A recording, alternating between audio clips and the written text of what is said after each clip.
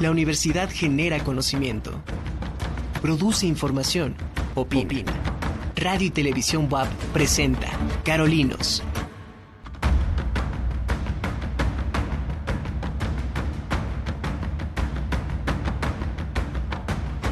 Buenas tardes, bienvenidos a Carolinos, muchas gracias por estar acompañándonos esta tarde de jueves 9 de marzo de 2023.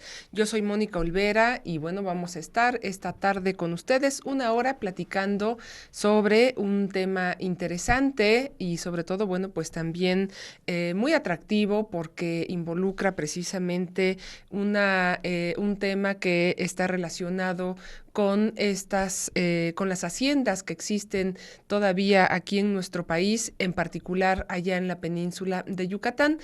Y bueno, pues estará con nosotros una compañera, historiadora, maestra, la maestra Argelia Arriaga García, que más adelante vamos a saludar también. Pero antes de comenzar, quisiera leer el boletín meteorológico que emite el CENAPRED, el boletín del volcán Popocatépetl, porque, bueno, pues ha estado precisamente estas últimas semanas nuevamente con actividad intensa, y es importante pues mencionar cuál es el estado de Don Goyo.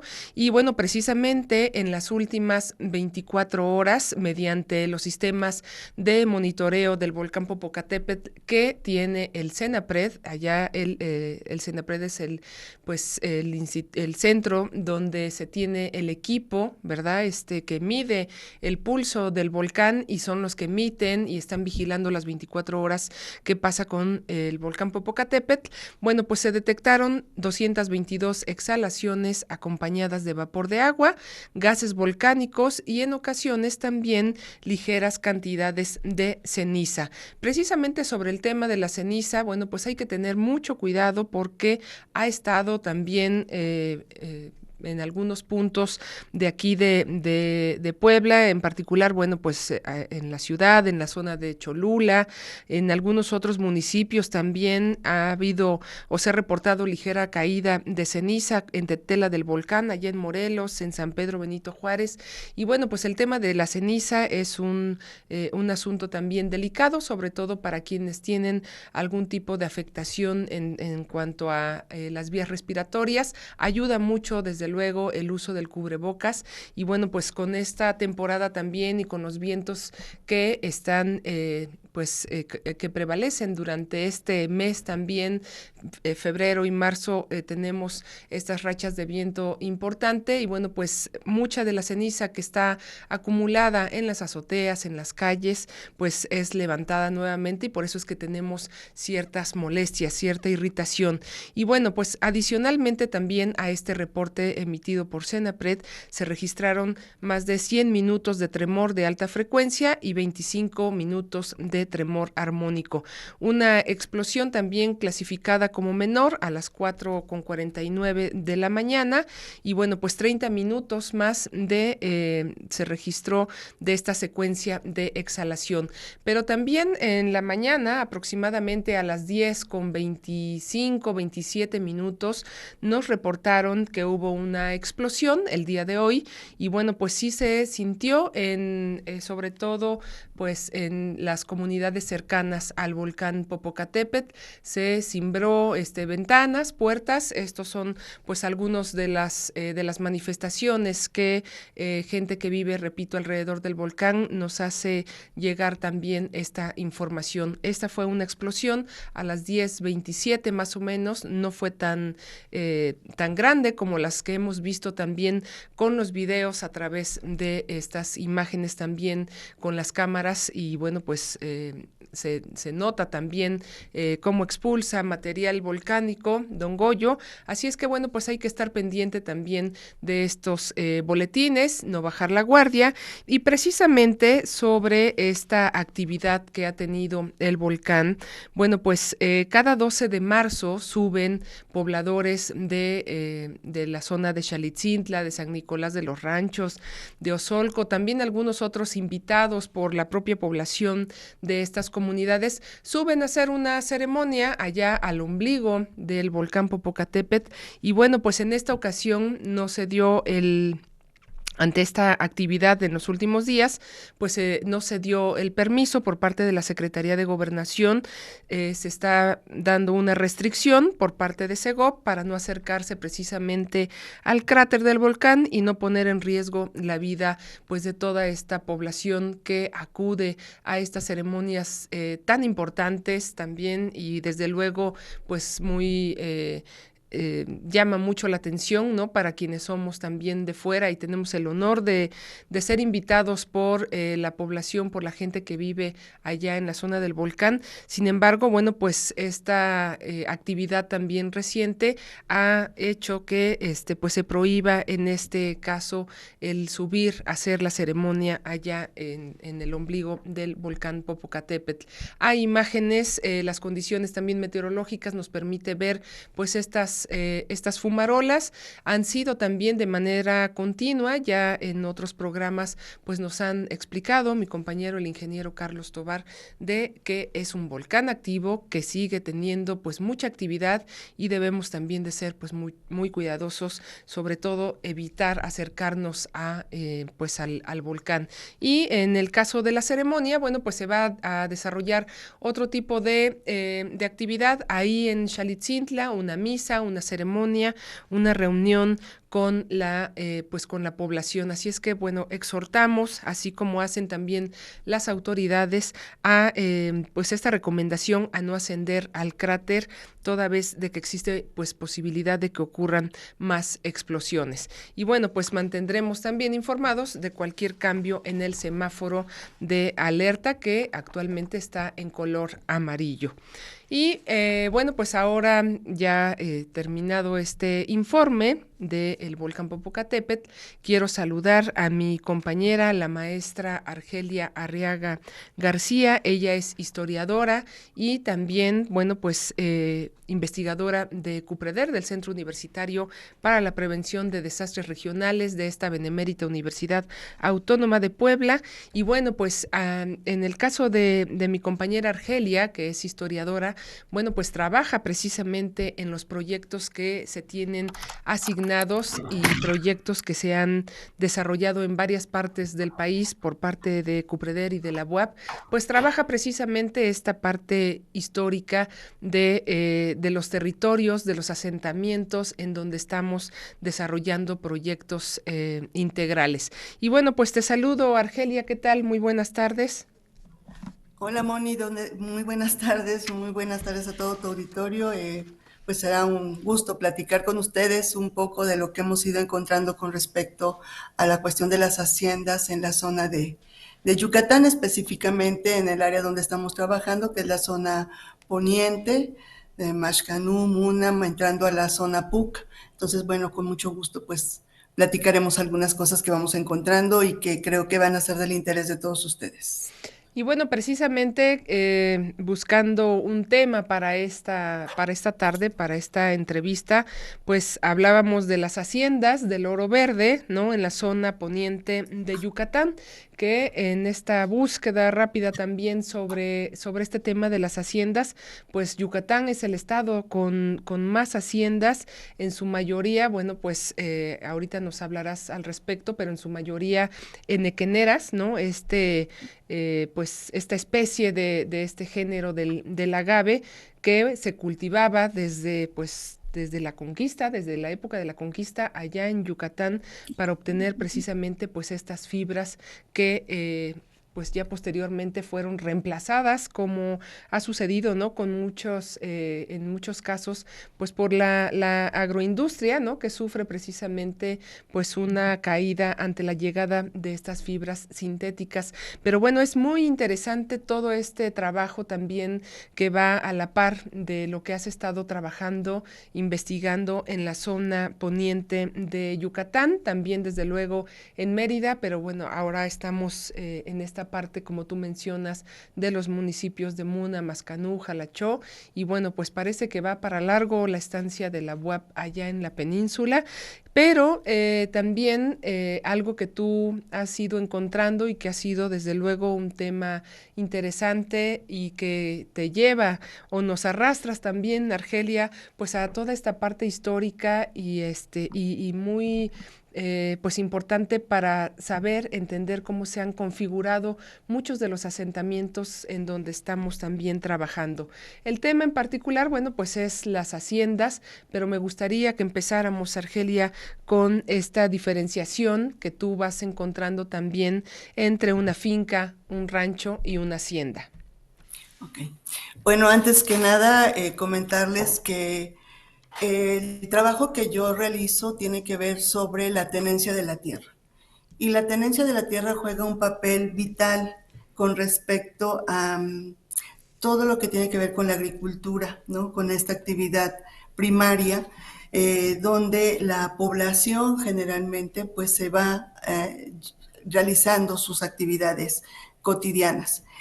Y estas se empiezan a generar una serie de modificaciones también en el territorio, es decir, nosotros estamos trabajando los ordenamientos ecológicos territoriales, sobre todo la parte biológica, pero también vamos encontrando que en el territorio hay una serie de ordenamientos en el territorio con respecto a la tenencia de la tierra.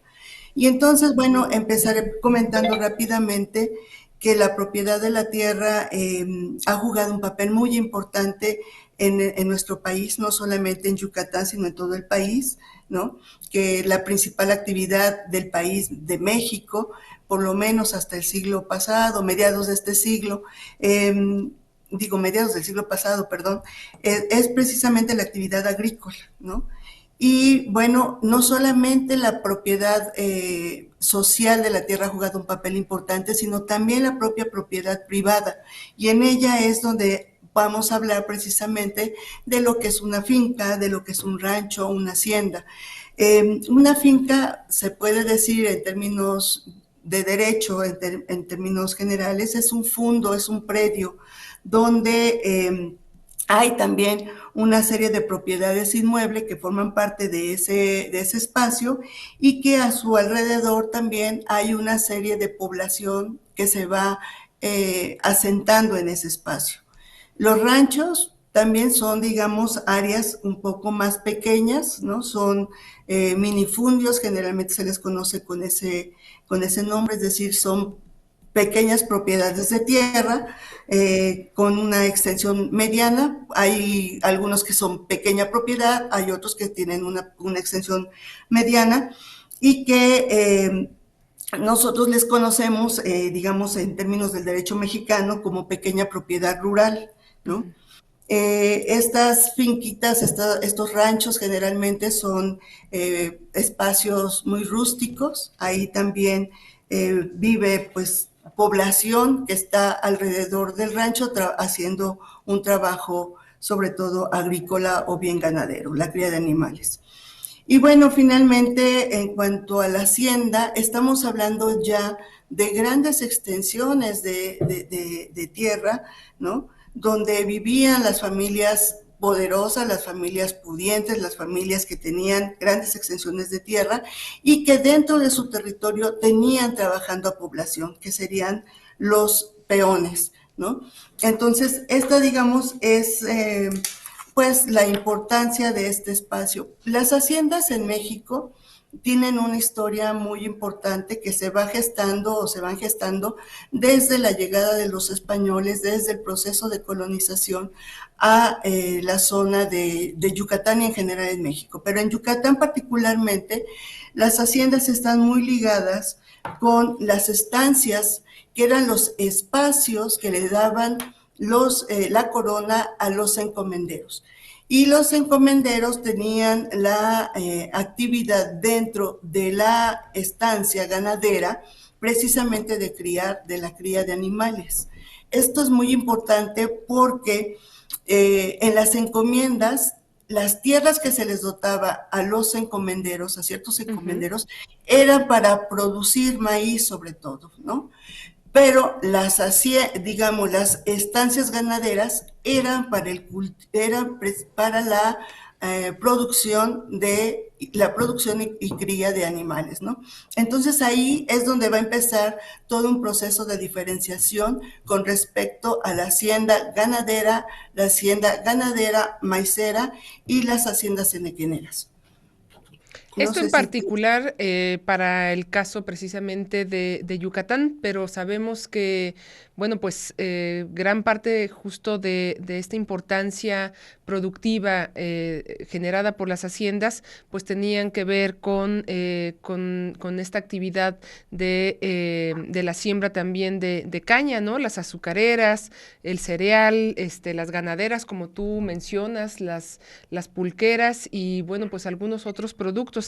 En particular, en la zona de Yucatán, pues es el tema precisamente del Enequén. Y esto que mencionas ha sido también ponernos en contexto, ¿verdad?, sobre el tema de la tenencia o propiedad de la tierra, que ahí tiene que ver con esta también clasificación que tú has dicho, ¿no? Con las fincas, con los ranchos, con las haciendas que tenemos precisamente allá.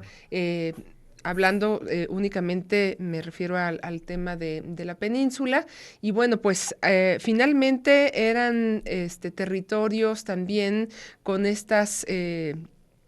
con estas haciendas, con una actividad productiva importantísima, que de ahí creo, bueno, pues se detona precisamente pues esta forma de vida y esta conformación también de los asentamientos. ¿Qué pasa con el paso del tiempo precisamente con estas haciendas y esta importancia productiva de la que tú has comentado, Arge? Sí, mira, te comentaba rápidamente que en el caso de las haciendas, las primeras haciendas empiezan siendo ganaderas, Ujú, netamente ganaderas. Posteriormente, cuando ya empieza a haber un crecimiento en un crecimiento urbano y se requiere de una mayor producción de maíz para alimentar a la población, entonces estas haciendas empiezan, o estas estancias ganaderas pasan a formar parte de haciendas ganaderas y maiceras, es decir, empiezan ya a tener una, una diversidad en la producción. No solamente se van quedando en la ganadería, sino también a ir produciendo alimentos. Esto obviamente va a ir generando una serie de conflictos internos ujú, en las comunidades. ¿Por qué? Porque en el caso de la zona maya había una especie de acuerdo, así como lo pongo entrecomillado, lo digo entrecomillado, había un acuerdo donde la población era la dueña de la tierra, ¿no? En el monte que ellos le llamaban, que más bien era la selva, donde ellos producían la milpa, empieza a ser un terreno de disputa entre los hacendados que requieren más espacio para ir realizando su producción eh, de maíz, por ejemplo, y tener la cría de animales contra las propias comunidades. Esto va a ser precisamente que a mediados del siglo XIX se geste o se genere todo un proceso de rebelión, lo que conocemos como la guerra de castas, ¿no? ujú. Precisamente por esos territorios. Y por esa razón es que las haciendas cada vez van a ir concentrando mayor y mayor cantidad de tierra, ¿no? En un inicio se puede decir que las haciendas no eran tan grandes, pero en la medida en que empieza a haber una serie de permisos para ir colonizando las áreas donde donde había tierras ociosas, como ellos les llamaban, donde había tierras de nadie, que nadie era dueño.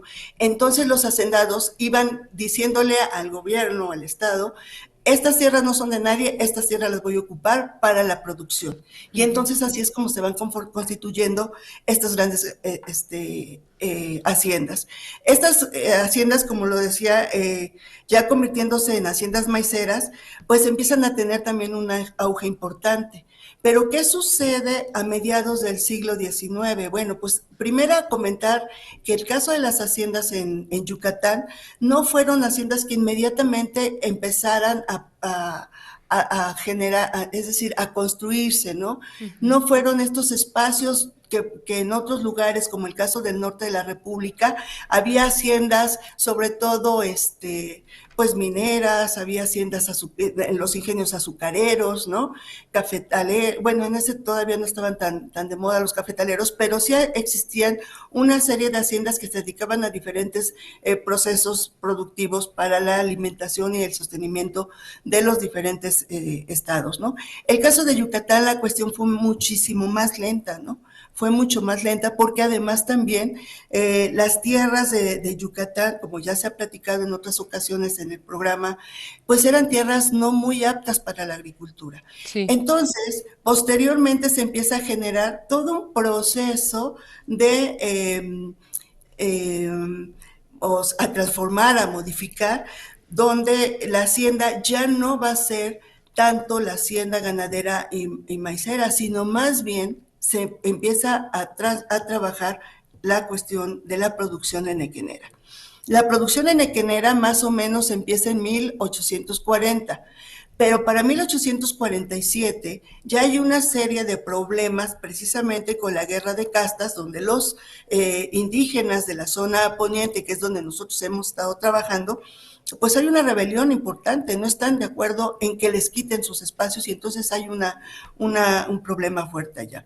Y entonces tampoco hay posibilidades de que estas haciendas enequeneras puedan, digamos, empezar a hacer un trabajo muy rápido para irse convirtiendo en estos espacios. Es hasta más o menos en 1860 que empieza un auge muy importante en términos de la producción enequenera, y al empezar este auge de la producción enequenera, por un lado, empieza también a haber una serie de problemas en términos de que ya no hay producción maicera, ¿no? Ya no hay producción para alimentar y se empieza a traer las semillas para la alimentación, tanto de la población como del ganado de otros espacios. Sin embargo, lo importante en este periodo es que sí hay un auge de la cuestión del enequén, incluso llegándose a convertir en una cuestión de una agroindustria en la zona.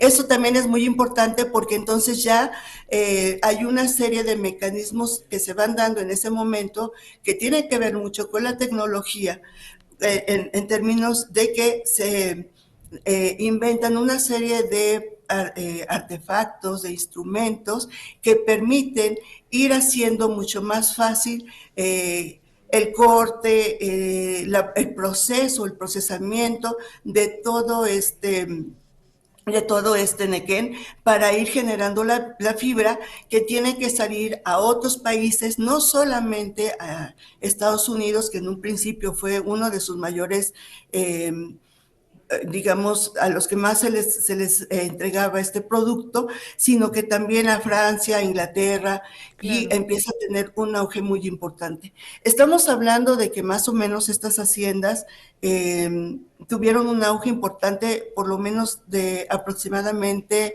un poco más de 60 años. Bueno, y esto, ahora vemos justo una imagen donde el tema precisamente del ferrocarril en la península contribuye, ¿no? Arge también, pues, para esta movilización del producto, y también, como tú me lo has comentado, pues hay un cambio precisamente en el tema, en cuanto al tema del paisaje, esta actividad productiva que tú mencionas, de más de 60 años, bueno, pues viene también a transformar desde luego la vida, la movilidad de esta región, y ya veremos más adelante con alguna de las fotografías que nos has compartido. Hay pues toda una historia interesante, desde luego, pero toda esta serie también de conflictos que se van generando, desde luego un tema histórico en el país, ¿no? El tema de la tierra, la propiedad, el acaparamiento, desde luego, tiene un punto también medular en todo este proceso de las haciendas enequeneras allá en Yucatán. ¿Qué pasa con el tema precisamente de la llegada del ferrocarril? Antes, un momentito antes de que avancemos a lo del ferrocarril, que es un ¿Sí? elemento muy importante para la producción enequenera, comentarte también que hay un cambio en la estructura, en la construcción y en la función de las haciendas cuando pasa de la hacienda ganadera maicera a la hacienda enequenera, porque entonces ahí la hacienda enequenera ya tiene un área habitacional que es Ujú. la casa principal, pero que además también está la casa del mayordomo, que también está la casa de los peones, que eso es importante, y también está la casa de los administradores o de los encargados, y está la casa del maestro y del cura, ¿no? Es decir, ya empieza a conformarse sin querer una especie de pequeña área de convivencia más amplia, ¿no? Que después cuando nosotros, ahora que nosotros hemos estado yendo, vemos cómo la gente vive alrededor Claro. de los cascos de hacienda, ¿no? Las poblaciones están vinculadas, muy vinculadas a sus haciendas, a sus cascos de hacienda. Muchas de ellas ya lamentablemente están en ruinas, pero así están. Y también hay un cambio en ciertas cosas, es decir, en términos del área productiva, Ujú. bueno, pues también tienen que generar un espacio donde está la casa de máquinas, ¿no? Claro. Donde están las empacadoras, donde están las bodegas, donde se encuentran las cordelerías, los talleres tanto de herrería como de carpintería, los corrales para los animales, la zona de huertos, el propio monte, es decir, hay una ya redistribución de todo el espacio en términos de las necesidades productivas de las haciendas, ¿no? Y obviamente empieza a haber también todo un proceso de equipamiento, ya está la iglesia, ya se construye la iglesia, pero además ya también se construye la casa de raya, que es donde Ujú. se le paga a los trabajadores, ya también hay en algunas de ellas hay un dispensario médico, ¿no? También está la zona de pagaduría, la zona administrativa, los calabozos, donde generalmente sabemos qué pasaba ahí, Claro. ¿no? Y también en muchas de ellas, con esta cuestión que vamos a hablar ahorita de los trenes, empiezan también a generarse estaciones de trenes o los dichosos paraderos, porque también empieza a ver el tren precisamente va a generar o a conformar otro ordenamiento del espacio con respecto a todas las vías que se van construyendo para ir sacando toda esta gran producción. Ahí, Y bueno, perdón, Arge, ahí hay otra, bueno, pues otro cambio precisamente en esta conformación, no solamente a partir de esta vía de comunicación, sino del propio asentamiento.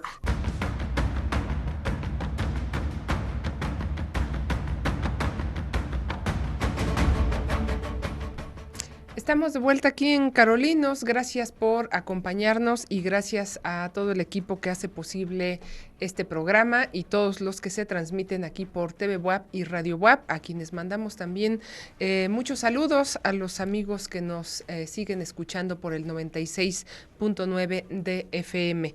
Y bueno, pues hemos estado platicando con mi compañera, la historiadora Argelia Arriaga García. Ella es investigadora también de CUPREDER. Y bueno, pues el tema que quisimos traer hoy a la mesa, a este programa, pues es el tema de las haciendas del Oro Verde en la zona poniente de Yucatán. Allá está la universidad también teniendo algunos proyectos a través de CUPREDER y por supuesto con la participación de algunos otros compañeros universitarios.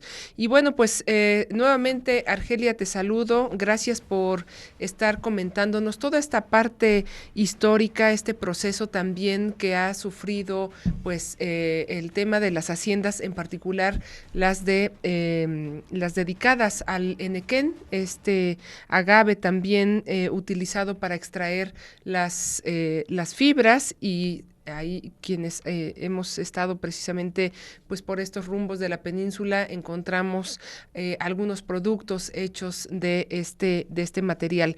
Pero estábamos en esta parte histórica, vamos avanzando en el tiempo, que por cierto pues se nos va muy rápido aquí en Carolinos los minutos, y más bueno cuando tenemos mucha información sobre el tema que estamos tratando, tan interesante como es el caso de las haciendas allá en Yucatán.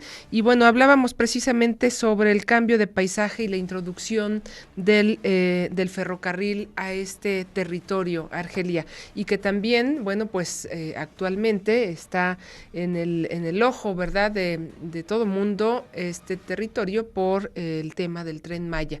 Pero ¿qué pasaba con estos paraderos, con esta dinámica también humana de estos asentamientos de producción, de movilidad, con la llegada de, pues, de estas vías y de este medio de comunicación tan importante para esta región, Arge? Sí, bueno, como decía hace un momento, toda la cuestión técnica jugó un papel muy importante, ¿no? No solamente en la confección de maquinaria para ir aumentando la productividad, haciendo más eficiente la productividad, sino también cómo tenía que trasladar toda esta producción. Sobre todo porque ahora precisamente con esta cuestión del Tren Maya, pues se han generado una serie de búsqueda de información de cómo era toda esta situación de las vías de comunicación, ¿no? Que estaban en la zona de Yucatán. Específicamente, hacer el tren para Yucatán, de Yucatán, de Mérida a Puerto Progreso, les llevó 6 años, ¿no? Simple y sencillamente 6 años. Fue un poco complicado.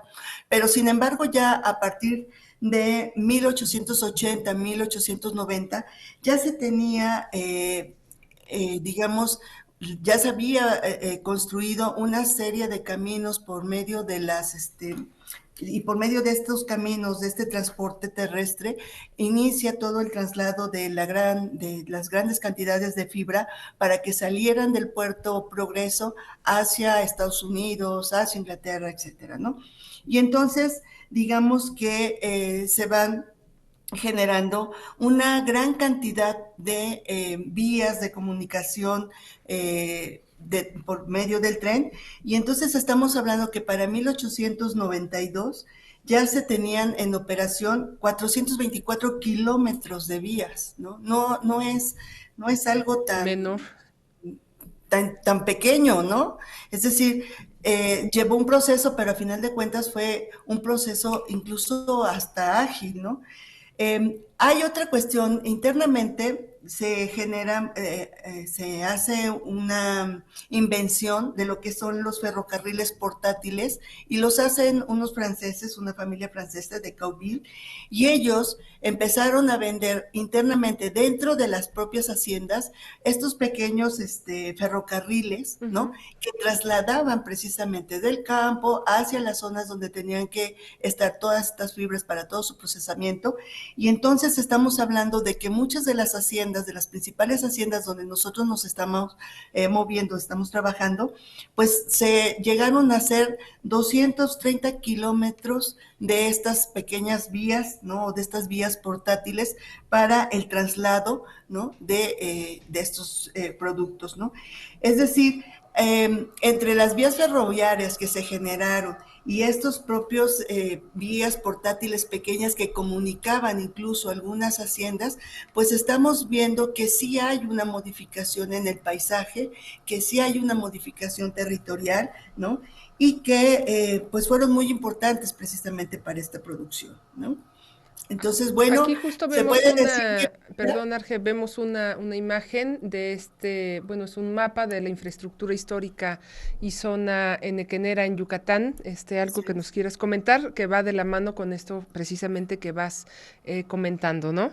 Sí, en la imagen lo que se logra observar es, digamos, la zona, es la península de Yucatán, pero las vías, lo que está en negrito son las vías, y toda la zona que está churado de verdecito es la zona precisamente donde se constituyen la mayor cantidad de haciendas enequeneras. Entonces, si nos damos cuenta, casi todas están alrededor de Mérida, Claro. ¿no?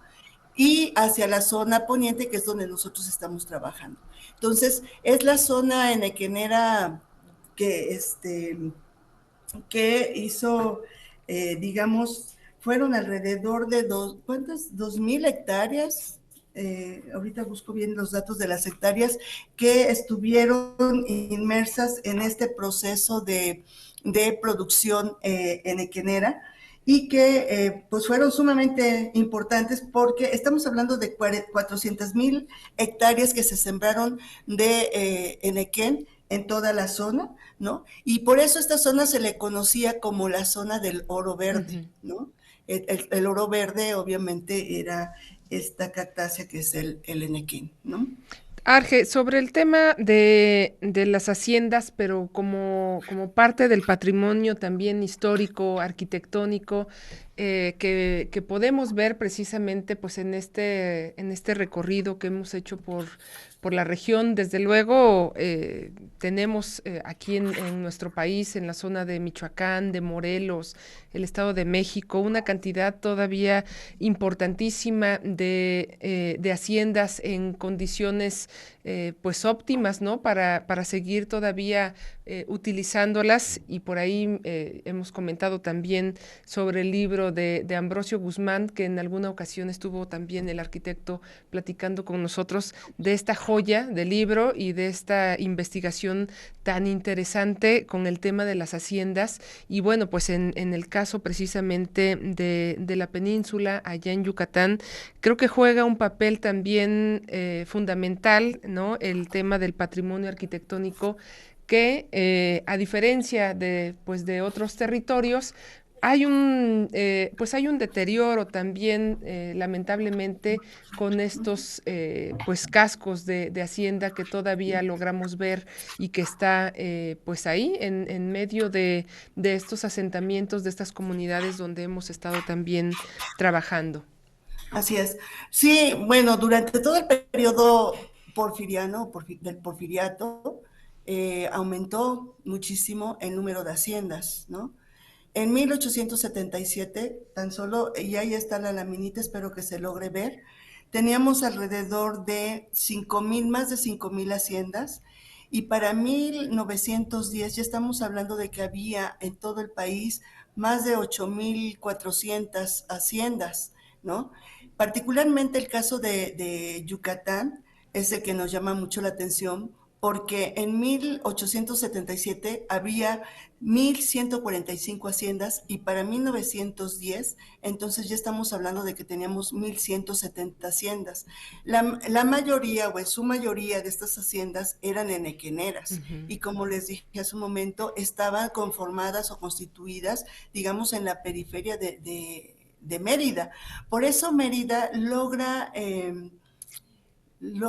un gran esplendor, porque a partir de toda esta producción, pues lo que se iba obteniendo de recursos, mucho de eso se invertía en la ciudad blanca, en la ciudad de Mérida, En la ¿no? Ya capital, después sí. platicaremos qué significa la ciudad blanca, pero bueno, digamos, el auge de la parte enequenera, de la producción enequenera, pues fue muy importante realmente para también que Mérida pudiera ir saliendo adelante, ¿no? Entonces, bueno, nosotros tan solo esto es interesante, estaba diciendo que son 1,170, se tienen contabilizadas 1,170 haciendas hasta 1900, hasta 1910, pero digamos actualmente se tienen contabilizadas 400 haciendas que todavía están dentro de las zonas, de las poblaciones, que algunas de ellas ya están en total ruina, y muchas, que son las menos obviamente, se han estado interviniendo en términos turísticos, ¿no? Sobre todo ya sea como hoteles, boutique, o ya sea también como espacios de salones de fiestas, museos, es decir, han tenido otro tipo de intervención muy diferente a la actividad que ellos realizaban, ¿no? Bueno, esa es la situación. Lo que les decía, la otra cuestión que llama mucho la atención es que dentro de las haciendas, estaba revisando, y también existían, dentro de una hacienda podían existir ranchos. Eso es muy, dices, ¿cómo? Sí, había pequeños ranchos, y es lo que llaman los anexos, ¿no? Claro. Que son, por ejemplo, nosotros escuchamos el famoso anexo de la hacienda de Santa Rosa y su anexo, y uno dice, ¿qué es eso? ¿Qué es el anexo? Bueno, pues son, digamos, otras partes de la hacienda, ¿no? Que van formando, van configurando la parte de la hacienda. Hay una situación ahí interesante. En el caso de los hacendados, no todos o no eran, tenían grandes cantidades de tierra, pero muchas de esas grandes cantidades de tierra, de terrenos, pues estaban distribuidos de diferentes formas, porque no todos estaban en el mismo, probablemente en el mismo municipio, ¿no? Entonces sí tenían mucha tierra, pero a lo mejor tenían una hacienda en Muna, tenían otra hacienda en Mashcanú, ¿no? Tenían otra hacienda más hacia el norte de Mérida, y por eso también cuando te vas encontrando en la información, vas viendo que un dueño puede tener varias haciendas, y entonces si tú le vas sumando el número de hectáreas que tienen esas haciendas, dices, ah, caray, ¿no? Entonces, esa es una parte interesante. Y bueno, también el tipo de suelo, ¿no? Que hay esta forma de planicie que es característica precisamente pues de la península, pues nos imposibilita el poder demarcar, ¿no? Viendo estas grandes extensiones como las que tú mencionas, pues hasta dónde llegaba la propiedad precisamente de cada una de estas haciendas que tú estás comentando. Y luego, bueno, pues la propia dinámica, la actividad que se generaba al interior de estas con otras subactividades, ¿no? Como es el caso de los anexos. En este caso también, como mencionas, hay pues muchas de estas haciendas que tú compartiste algunas fotografías y que hemos podido ver, bueno, pues pareciera que pues que están efectivamente abandonadas, pero me gustaría que nos comentaras también al respecto sobre este mercado de haciendas enequeneras y si hay algún dato que tú tengas al respecto, pues de cuántas todavía están funcionando con esta actividad. Comentaba al principio que, bueno, pues se viene abajo con la introducción de de muchas fibras sintéticas, ¿no? Y ahora, bueno, ¿qué pasa también con esta actividad y qué pasa con algo que no hemos mencionado y que es fundamental? Bueno, pues es el recurso, ¿no? Que existe también en esta zona, como es el caso del agua, que es algo que, pues una problemática que ahora en muchos de los talleres que se hicieron precisamente en la región, pues sale a la luz, ¿no? Y hay una parte que, bueno, esa será la última pregunta, ¿qué pasa con con la población? ¿Qué nos dice, qué siente precisamente al ver, pues, estas grandes construcciones que siguen todavía pues ahí dentro de los asentamientos, pero en particular el mercado de haciendas enequeneras, Arge? Así es. Mira, más o menos para darnos una idea, nosotros logramos encontrar alrededor de 30 y, ¿qué? Fueron 34 haciendas en Mashcanú, Ujú. ¿no? Y alrededor de 14 haciendas en Muna. Muchas de ellas, de hecho, ya seguramente están, ya no existen, ¿no? Ya no están. Muchas han sido saqueadas, tristemente.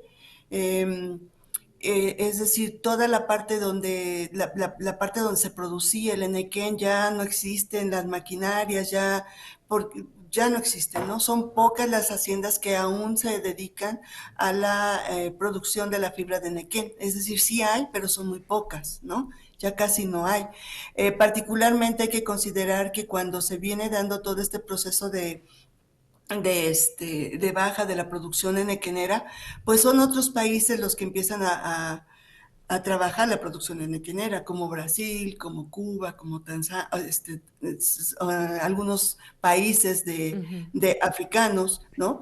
Y entonces, al haber este proceso de que baja la producción enequenera, obviamente también la población pues queda en una situación muy complicada porque efectivamente, son tierras no muy fértiles en términos de la producción maicera, ¿no? Muy complicado que la gente vuelva a reconstruir estos procesos de producción de la milpa en esas zonas. Son zonas muy difíciles de la producción.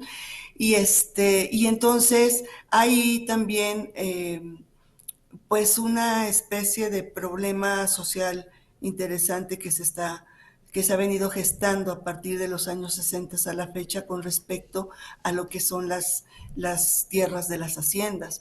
Y entonces, bueno, pues no está de más el hecho de que si alguien puede vender un pedazo de esas haciendas, pues lo está haciendo, ¿no?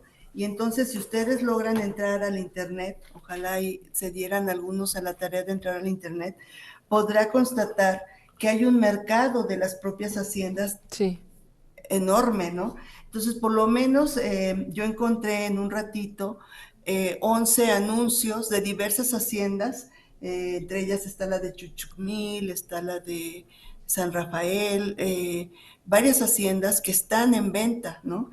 Y que además, por ejemplo, la forma en la que te van exponiendo, te dan una ficha histórica de cada una de estas haciendas para llamar tu atención, pero además también te llegan a plantear que son haciendas que están muy cerca de la reserva de la biosfera y que por lo tanto son paisajes tan hermosos, tan paradisíacos, donde vas a encontrar flamencos, monos araña, no sé, una cantidad enorme de fauna, de flora, ¿no? Y que te la ponen a la venta. Incluso Ujú. hay lugares donde te dicen que son hectáreas enormes y que están muy cercanas a unos 12 kilómetros, por ejemplo, de la playa, ¿no? Para ir invitando a la gente a que haga esta pues venta, ¿no? O esta compra, mejor dicho, Claro. de esos espacios, ¿no? Y entonces, sí te van dando algunas montos. Estamos hablando de que, por ejemplo, hay una hacienda en San Rafael, de la cual están pidiendo 23 millones, 23 y fracción de millones de pesos por ella, en una hacienda que está en Mashcanú, te están pidiendo 35 millones por 10 hectáreas. Es decir, hay una venta increíble de todas estas tierras, ¿no? Y bastante preocupante porque la población tampoco tiene forma de poder tomar estas haciendas y convertirlas en estos espacios que les sirvan a ellos como espacios de arreglarlos y darle garantías Ujú. de que llegue un turismo, ¿no? Y ellos puedan subsistir de esa parte. Generalmente las haciendas no hay dueños, muchos de los dueños ya no están, o ya fallecieron, o ya no están en la zona, y entonces muchas haciendas están sin dueños. Claro. Pero sin embargo, la población está viviendo alrededor de estas haciendas, ¿no? Esa es la parte que llama mucho la atención porque forman parte estos cascos de hacienda, incluso en muchas ocasiones las ruinas, forman parte ya del paisaje y del contexto de estas localidades y de la propia población, de las actividades de la población.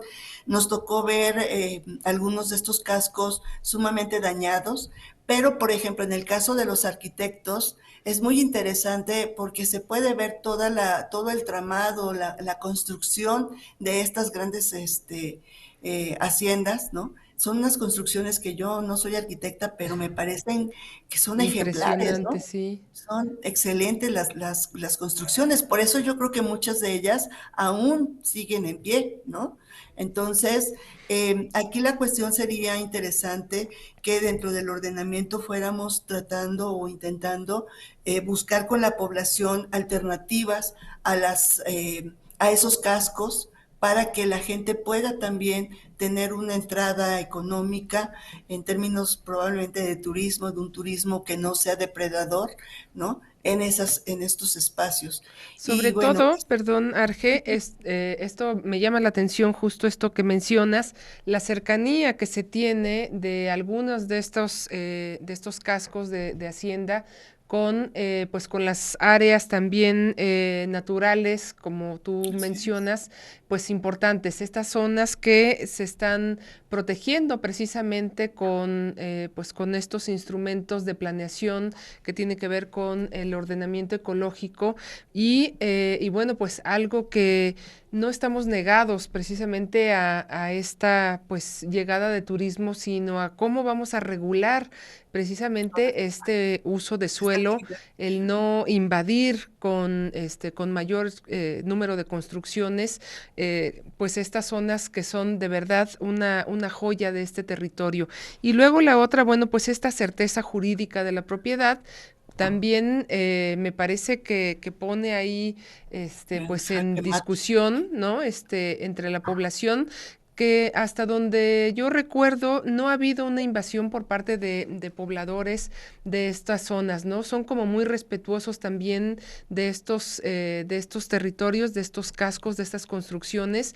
No hay una invasión, por lo menos en los lugares en donde hemos estado trabajando, pero creo que más bien es parte ya como de una apropiación simbólica de muchos de los pobladores el tener estos cascos y estas pues construcciones maravillosas que tuvieron una vida también impresionante y que dotaron pues de mucho movimiento estos pueblos que pues lamentablemente efectivamente hay un rezago también en términos de infraestructura, equipamiento, servicios importante que se tiene que atender en la península. Pero bueno, está esto que vas encontrando, ¿no? De la venta de estos pues de estas haciendas, y luego con toda esta información que tú ahora muestras, pues da también para quienes quieran hacer una tesis así o un libro como el caso de Ambrosio sobre las haciendas, que hay mucho trabajo desde luego también ya, ¿verdad? Oye, Moni, y solamente comentar rápidamente, también me parece que es muy importante que en estos territorios, en estas zonas donde están las haciendas, no solamente están los cascos de las haciendas, están también cenotes, hay cenotes y también los están Claro, vendiendo. Están también áreas o zonas sí, arqueológicas y también forman parte de la vendimia, ¿no? Es decir, es un patrimonio que se tiene que preservar, que se tiene que proteger, que se tiene que buscar alternativas, porque no se puede vender el patrimonio cultural, ya sea el construido y el no construido, el natural, de una forma tan fácil, ¿no? Pues yo ya me encontré este pedazo y necesito subsistir y bueno, lo voy a vender, ¿no? Y desafortunadamente cuando platiqué con la gente de Lina, me decían, bueno, pero es que los ejidatarios saben que ellos tienen que cuidar esas zonas, ¿no? Y la verdad es que los ejidatarios de repente no tienen ni para comer y están preocupados en cómo resuelven también su cotidianidad, y entonces ahí es donde no hay un punto de diálogo entre las autoridades y la población, ¿no? Y entonces ahí pues hay que entrarle a ir trabajando esa parte, ¿no? claro. Pues sí. Híjole, pues se nos fue Arge el tiempo con este tema tan interesante. Nos faltó tocar un poco, aunque ya se ha mencionado en otros programas, qué es lo que comenta la gente al respecto. Yo te agradezco mucho, Argelia, todo este trabajo que nos compartes, y por supuesto, pues tu investigación y el reconocer pues toda esta información que vas sacando y que va acompañando precisamente al ordenamiento ecológico territorial de allá de la zona de la península, en donde está la universidad trabajando al respecto. Gracias, Argelia Arriaga, por estar esta tarde en Carolinos. Ya te tendremos en otra ocasión para que nos Claro, compartas parte de tu información y de tu investigación. claro que sí, Moni. Muchas gracias, muy buenas tardes. Hasta Bueno, luego. pues muchas gracias a todos los que nos estuvieron acompañando esta tarde aquí en Carolino. Se nos fue el tiempo rapidísimo y nos estamos viendo el próximo jueves. Cuídese mucho. Adiós. Carolinos, programa producido por el Centro Universitario para la Prevención de Desastres Regionales y el Centro Universitario de Participación Social.